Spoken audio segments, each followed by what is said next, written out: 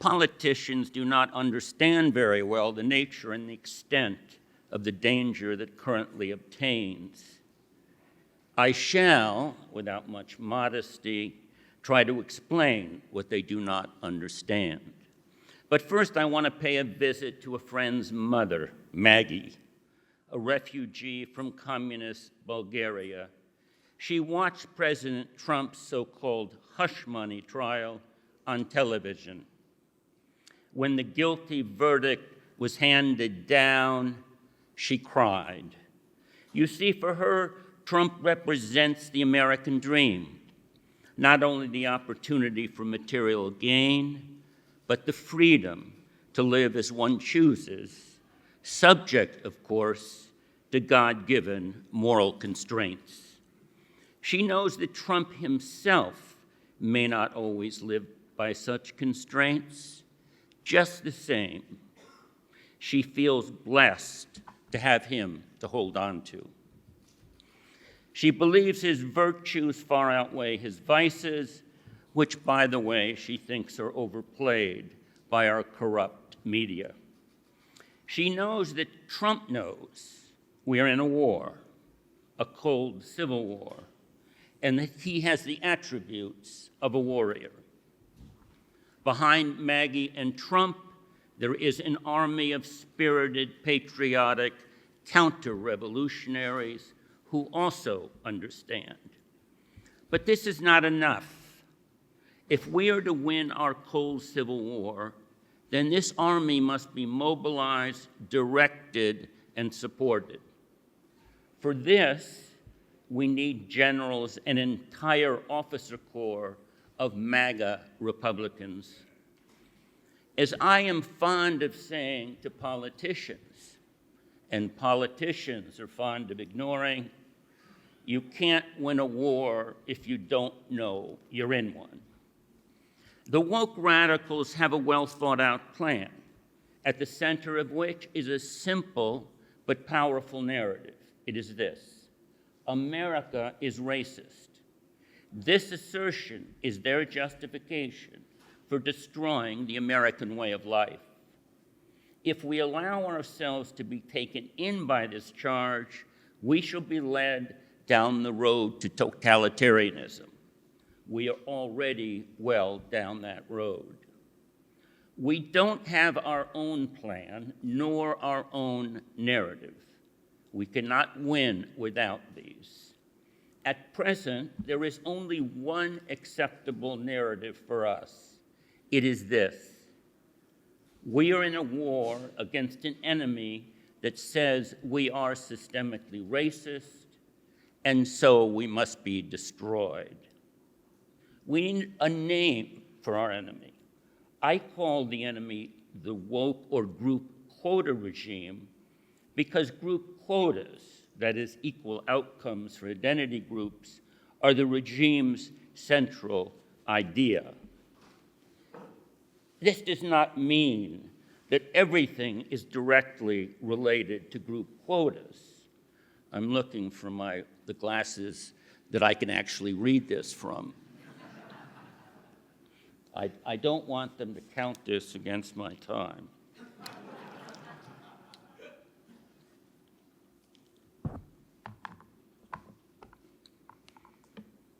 We need a name for our enemy. I call the enemy the woke or group quota regime because group quotas, that is, equal outcomes for identity groups, are the regime's central idea. That does not mean everything is directly related to group quotas, but almost everything is indirectly related. Like any revolutionary regime, the group quota regime must destroy the American way of life, which means they must promote, among other things, open borders, climate alarmism, manufactured foreign energy dependence, and socialism.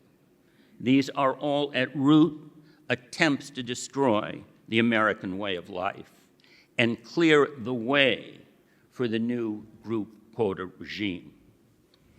I like the name group quota regimes, but my intellectual friends do not. Do not rely on intellectuals for names. Do rely on our namer-in-chief, President Trump. He should come up with a better name. The group quota regime rests on the belief that a just society is based on group quotas, where the American regime is based on merit. In other words, these two regimes have different understandings of right and wrong. These two understandings are utterly irreconcilable within one country. There is no room for negotiation. This is why it is right to call it a war, in this case, a cold civil war. From their narrative that America is systemically racist, it follows, more or less, that disparities in group outcomes are due to racism and nothing but racism. Whites are racist and whites have white privilege. Trump, a man of common sense, knows these things are just lies, just as Maggie does. Trump should say so more often. Whatever the name, Republicans must explain how the group quota regime works, its structure, evidence of existence, where it's going, how it plans to get there, and of course, how to defeat it. But Republicans can't know any of these things at present, and that's because they don't know we are in a war. You can't know where to go if you don't know where you're starting from. The structure of the group quota regime is similar, but not identical, to the totalitarian regimes of the 20th century, where it was the state that exercised complete control over all aspects of public and private life. In the group quota regime, by contrast, it's not the state alone, but the state in combination with a loose federation of America's major institutions: media, education, entertainment, intelligence agencies, nonprofits, and business. The military at times assists. General Mark Milley told his Chinese counterpart that he would be warned in the case of a US attack. Trump, the plain-spoken realist, called this what it was: treason.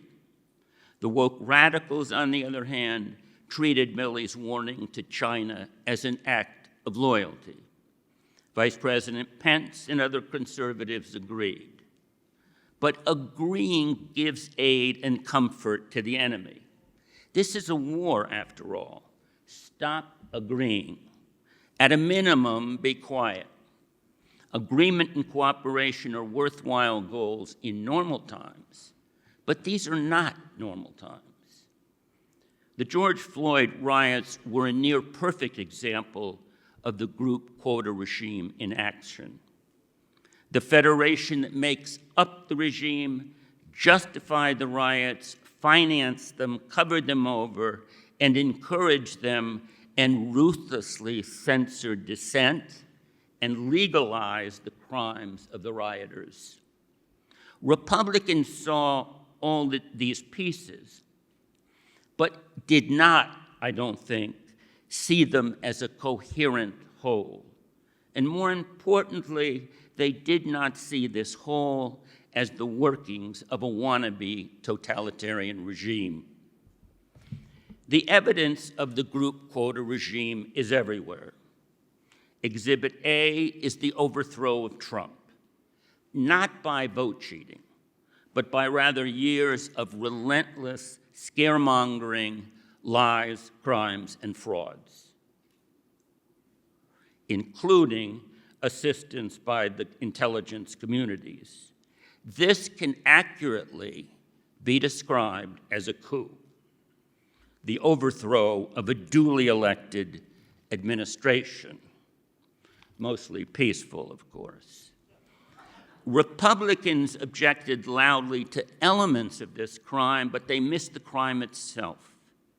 In this case, as in most others, Republicans see the pieces of the puzzle, but not the assembled picture. Logic and explanations are indispensable in a war, but there are also times to make assertions. Follow Trump's example. He calls the news fake. He doesn't give us any evidence because he doesn't have to.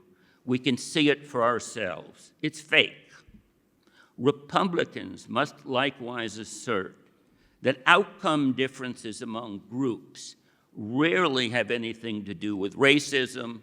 Whites are not racist, and whites do not have privileges. Many politicians tell me they are doing just that. Permit me an assertion. If you are, you're not doing it loud enough for people to hear. Or take the coup against President Trump. Can we actually prove in microscopic detail there was a coup? No, but we are beyond proving time. It is now asserting time. As in all totalitarian regimes, the only facts that matter are those that promote the group quota regime's narrative. Some of our best historians, and not all conservative ones, debunked the 1619 project from stem to stern. But they used facts. That was their mistake. War is not a battle of arguments. Republicans should stop arguing and start insisting.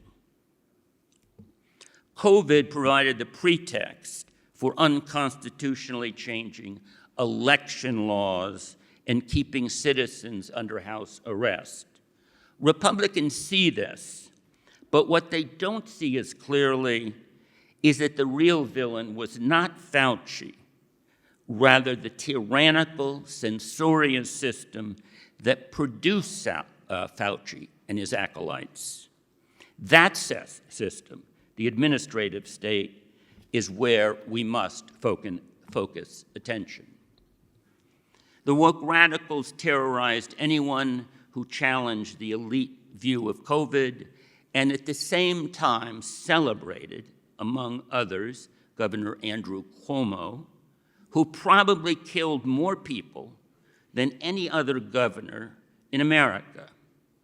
COVID sufferers were denied what turned out to be helpful treatments, such as hydroxychloroquine, just because Trump recommended them. Doubtless, many Americans remain convinced that Trump was peddling snake oil. And how can you blame them? Today, in the first 10 pages of a Google search on the words hydroxychloroquine effective, there is no entry that suggests the drug actually works under some conditions. You do learn about a man who died drinking a chemical used in fish tanks, supposedly based on Trump's recommendation. The Lancet and the New England Journal of Medicine removed articles that showed that hydroxychloroquine was helpful. Studies on the efficacy of the drug were stopped. Don't tell me the group quota regime does not kill people. I have a friend who wanted to make a quasi-public objection to something woke. But he stopped himself for fear he might cause problems for his son-in-law, who was a public school teacher. That's how it works, silently and unseen. Here's the regime's real power. At the recent Trump show trial, Republicans say the Democrats broke our laws. Of course they did. But it would be more accurate and enlightening to say they played by their own laws, ones that flowed logically enough from their understanding of justice. So we are naive to think we can hold them to account by chastising them for not following our rules. They know they're not following our rules. That's the point. Republicans are fond of telling their constituents they can work with Democrats. For the most part, they can't and shouldn't try. These are new times. It's true, most Democrats, politicians and citizens, are not woke radicals. They are decent, patriotic Americans. But they go along with the woke radicals, so they might as well be woke radicals. Deplorables are denied not just banking services, but use of PayPal, for example. Doesn't that sound like the Chinese system, where credit is allocated based on obedience to the state? Might they deny us use of email at some point? What would we do then? Are we ready for this? We must always be asking, what will they do next if we're going to head them off at the pass? Admittedly, this is very difficult because getting in their head is even more difficult than getting in Biden's head. I, for one, certainly did not imagine that the woke radicals would encourage sex changes, let alone sex changes for young children without parental consent. There are, however, times when we can anticipate their next move, but only if we know where they're going. If Republicans knew that the enemy regime is always working to achieve group quotas, they may well have anticipated that the woke radicals would try to defund the police so as to bring down the black prison population, which far exceeds the black share of the overall population. People, I include Democrats, don't want I should have read this a little more cautiously. I didn't intend that as a joke. People don't want doctors, airline pilots, and generals chosen by group quotas. This is not just racist. It makes it more difficult to get the best of the best, which a society depends on. Maggie's daughter is fighting in the conservative movement. She's here, actually. She got her fight from her family. That's where fighting spirit comes from, the family. And it is only the family that can remove their children from the influences of the woke regime. And even then, it takes a very committed family, given the pervasiveness of wokeism. We are counting on you, Republicans, to make it easier. We simply can't let the regime invade the private sphere. Too many businesses and investors are more concerned with LGBT than making money. In the 1980s, I ran a bank in Colorado.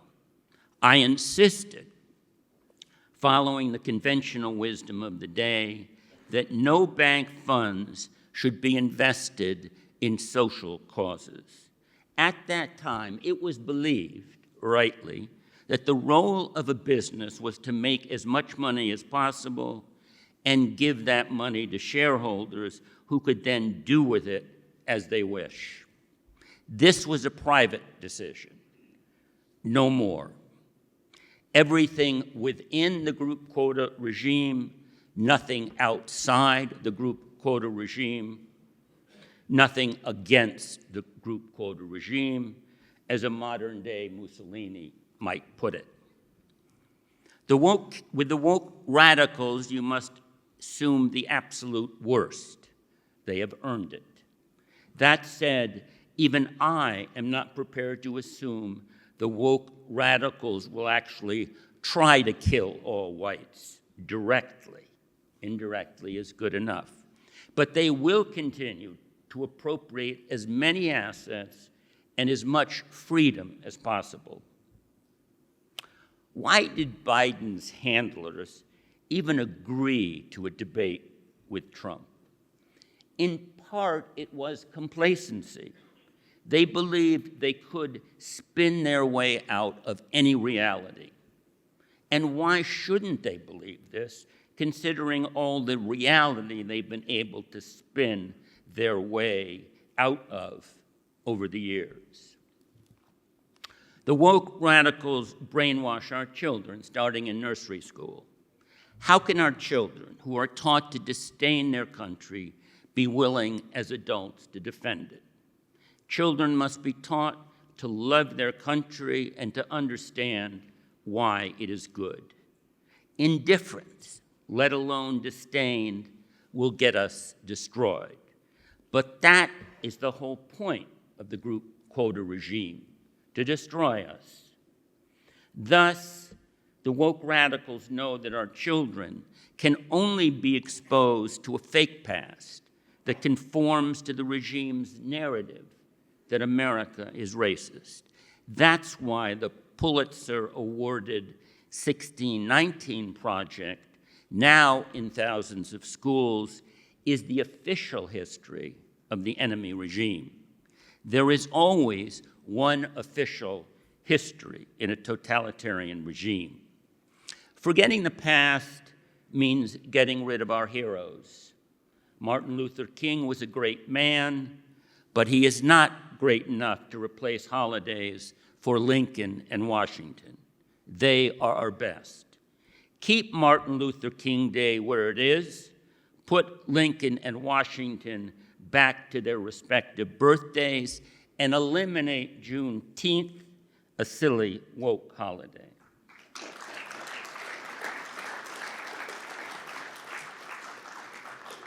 Don't tell me this is not practical. I'm not in the being practical business. Conservatives have lost higher education for the moment, but there is at least one thing to be done. Eliminate the tax-exempt status for private colleges and universities.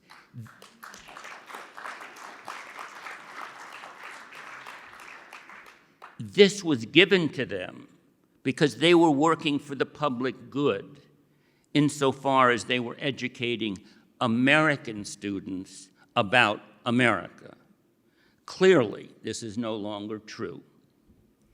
Another thing, I do not wish to hear the pockets of resistance that do exist, because there is nothing easier than justifying inaction by assuming things will work out. Like all revolutionaries, the woke radicals are propelled by an uncontrollable moral certainty. They cannot stop themselves. They can only be stopped. That requires Republicans to step up. Maggie is counting on you, as are almost all Americans. And that includes the sleepy go-along Democrats who don't know they need you. You Republicans have been careless with your inheritance. You need to wake up and get to work. I, and most everyone else in this room, are here to help where we can. But remember, we are in a war against an enemy that seeks to destroy us. You and we must not let them.